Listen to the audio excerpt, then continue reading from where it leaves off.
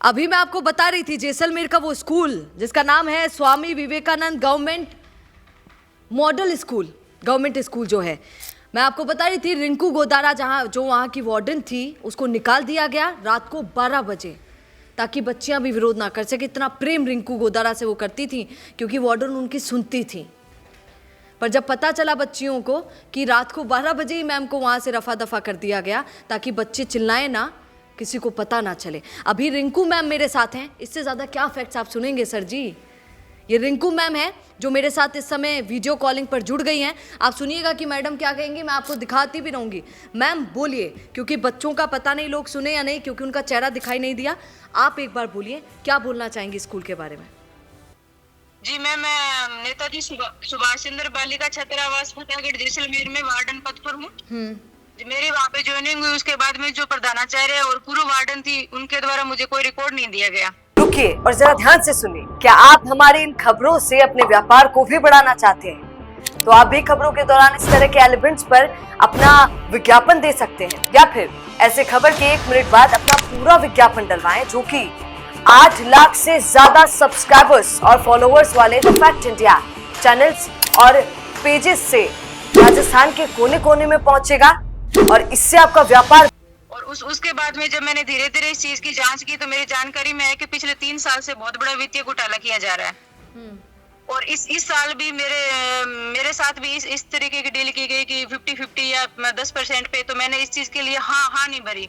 उसके बाद में धीरे धीरे जब मैंने उनसे रिक्वेस्ट की कि सर अच्छे से काम करते हैं, फिर मैंने उच्च अधिकारियों को भी इस बारे में शिकायत की, लेकिन वो सब आपस में मिले हुए थे। तो उन्होंने मेरे खिलाफ एक बहुत बड़ा ऐसे गैंग बनाया जो मुझे मानसिक रूप से परेशान किया जा रहा था। अगस्त से लेके और आज दिनांक तक मुझे बहुत टॉर्चर किया गया। मेरे पास बहुत अननोन नंबर से फोन आते हैं, कभी किसी भाजपा मंडल अध्यक्ष की धमकी आती है, कभी दो स्टेप आगे लेने की धमकी आ रही है और मेरे साथ जातिवाद भी किया जा रहा है। जब मैंने पेरेंट्स मीटिंग रखी एक, उसमें मैंने बच्चियों को उनकी प्रॉब्लम बताने के लिए बोला। बच्चों ने प्रॉब्लम बताई तो उसके बाद में उन्होंने इस मुद्दे को इतना भयंकर बना दिया कि मैडम बच्चों को भड़का रही है। और उसके बाद में मैडम मेरे पास बहुत सबूत भी है उनके खिलाफ इस चीज के। तो उनको इस चीज का डर है तो उन्होंने बिना किसी कारण के मुझे कल एपीओ किया और एपीओ ऑर्डर मुझे 4:30 बजे दिया गया। मैं एक महिला कार्मिक हूँ, यहाँ मेरा फतेहगढ़ में कोई फैमिली नहीं है। तो उन्होंने मुझे बोला कि आप यहाँ से निकल जाओ। तो मैंने कहा अभी मैं यहाँ पे निकल नहीं सकती हूँ यहाँ से। उसके बाद में उन्होंने रात को पुलिस की 3 गाड़ियां भेजी हॉस्टल के बाहर और मुझे रात को 12 बजे हॉस्टल से उठवा लिया गया और मुझे थाने में बैठाया गया। हालांकि वहाँ जो कार्मिक थे पुलिस वाले, उन्होंने मेरे साथ अच्छा व्यवहार किया, लेकिन मुझे रात को 2 बजे तक थाने में बैठाया गया। और हॉस्टल के कारण क्या था मैम? आपको क्यों बिठाया गया? आपकी क्या गलती है? गलती मेरी यही है कि मैंने उनके खिलाफ आवाज उठाई कि वित्तीय घोटाला मत करो, बच्चों के ऊपर 100 जितना आ रहा है उतना पैसा बच्चों के लिए लगाओ। मतलब क्या मैम? सच बताइएगा। सुनिए ना रिंकू जी, एक बात बताइए, इसका मतलब क्या ये बात सच है कि स्कूल में अगर आपको खाना वो बोलते हैं कि ते भी खाओ माँ के साथ साथ, और अगर आप ऐसे करप्शन नहीं करती हैं, भ्रष्टाचार नहीं करती हैं, तो फिर आपके साथ जो हुआ ऐसा भी कुछ होता है? सच्ची बात है ये स्कूल की? ये सच्ची बात है। मुझे इतना तक बोला गया कि अगर आप 100% बच्चों के ऊपर लगाओगे तो आप जो अधिकारी एडीपीसी ऑफिसर जो जांच आएगी, जो अधिकारी आएंगे, उनको क्या आप अपनी सैलरी में से पैसे दोगे क्या?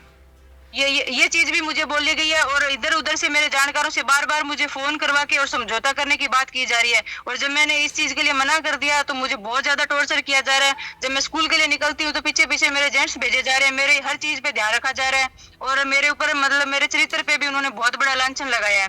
रिंकू जी, डर नहीं लगता है क्या? नहीं मैम, डर नहीं लगता मुझे। ये हुई ना बात, वेरी गुड।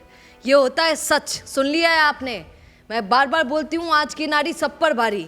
ये देखिए, चाहती तो ये भी बाकी लोगों की तरह क्या एक ही जगह हो रहा होगा क्या ऐसा पूरे राजस्थान में? पर बोलने वाला कोई नहीं है। और यहाँ रिंकू गोदारा जी सामने आई हैं, सामने आकर कैमरे पे बोल रही हैं। मैडम क्या कहेंगी? क्या कहेंगी उस प्रिंसिपल के लिए जिस प्रिंसिपल पर लड़कियां बोल रही हैं कि गलत तरीके से टच करता है, रात को बुलाता है? जी मैम, मुझे भी 1-2 बार ऐसे फोन आए थे। मुझे भी बोला गया था कि आप साइन करने के लिए, मुझे एक नोटिस भी दिया गया। जब मैंने उनके खिलाफ आवाज उठाई तो मुझे एक नोटिस दिया गया कि आप अपने स्कूल टाइम के बाद मेरे 6 बजे के बाद मेरे स्कूल के अंदर आओगे और हस्ताक्षर करोगे। इस तरीके का मुझे नोटिस दिया गया और मानसिक रूप से परेशान भी किया गया। और बच्चियों के साथ भी ऐसा ही हो रहा है हॉस्टल में? हॉस्टल के अंदर नहीं मैडम, जैसे वो स्कूल के अंदर जाती है बच्चे, वहाँ उनके साथ ऐसा हुआ। अच्छा, प्रिंसिपल ने बुलाया। हाँ, और अगर ऐसी कोई बहुत बड़ी अच्छे लेवल की निष्पक्ष जांच होती है तो सबके सब मारे जाएंगे इस जांच के अंदर। प्रिंसिपल के अलावा भी बहुत सारे और लोग। अब प्रिंसिपल के अलावा भी बहुत कुछ मिलेगा अगर निष्पक्ष जांच हुई, और जांच नहीं हो इसीलिए वो मेरे को मानसिक रूप से परेशान कर रहे हैं और मेरे को एपीओ किया था कि इस मैटर को दबाया जा सके। सुन लिया है आपने, ये रिंकू गोदारा जी हैं। आपने सुना कि इन्होंने क्या क्या बयान दिए हैं, क्या क्या बात रखी है अपनी। न सिर्फ लड़कियों को छेड़ने वाली, मॉलेस्ट करने वाली बात है, किस तरीके से वित्तीय घोटाले भी यहाँ पर किए जा रहे हैं स्कूल्स में। क्या कहेंगे कमेंट जरूर कीजिएगा। हार नहीं माननी है, और राजस्थान में अगर ऐसे केस हैं तो आपके सामने लाना ही हम सबका काम है। राम राम मैडम। जी thank you ma'am. Thank you, Ram Ram.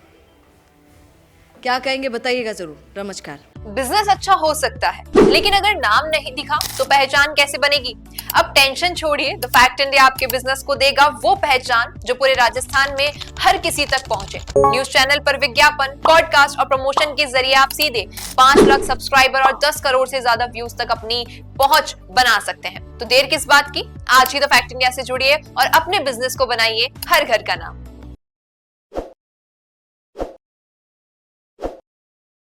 ताज़ा खबरों के लिए विजिट करें द फैक्ट इंडिया की वेबसाइट और डाउनलोड करें द फैक्ट इंडिया ऐप। ताज़ा खबरों के लिए विजिट करें द फैक्ट इंडिया की वेबसाइट और डाउनलोड करें द फैक्ट इंडिया ऐप।